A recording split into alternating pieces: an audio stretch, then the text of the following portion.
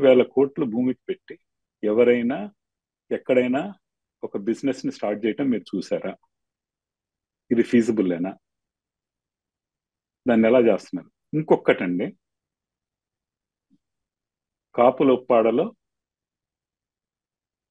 కాపులొప్పాడలో ఆ, మీకు ఎకరం 50 కోట్లు ఉందా?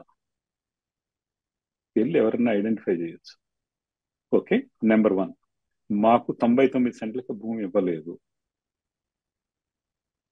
మాకు గవర్నమెంట్ రేట్ ప్రకారం ఓపెన్ గా చెప్పాలంటే మేము 50 లక్షలకు రిక్వెస్ట్ చేశాం. ఎకరాన్ని 50 లక్షలకు ఇస్తామని చెప్పారు. అలాగే ఆ 3.5 ఎకరాలు ఏదైతే ఉందో ఆఫీస్ ప్లేస్ బిల్డ్ చేయడానికి, where we are going to create 2000 employment, దానికోసమని దానికి ఆ, దానికి ₹1,00,00,000 ఎకరం చొప్పున ఇస్తామని చెప్పారు.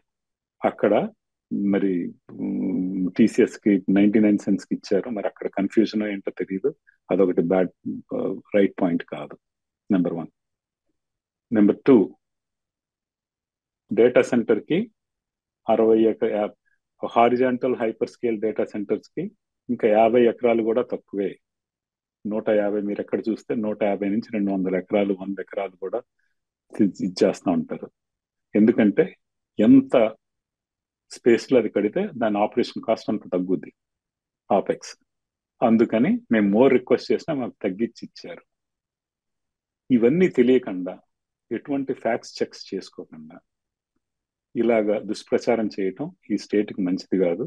ఈ స్టేట్కి వచ్చే ప్రతి కంపెనీని వెనక్కి పంపించే ఉద్దేశంతో చేసినట్టుంది తప్పించి ఏది పాజిటివ్ గా చేసినట్టు అనిపించటం లేదు.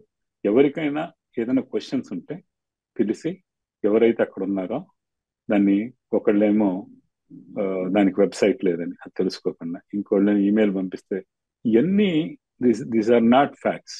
If they want any facts, we are ready, we are here, we want to face all the questions.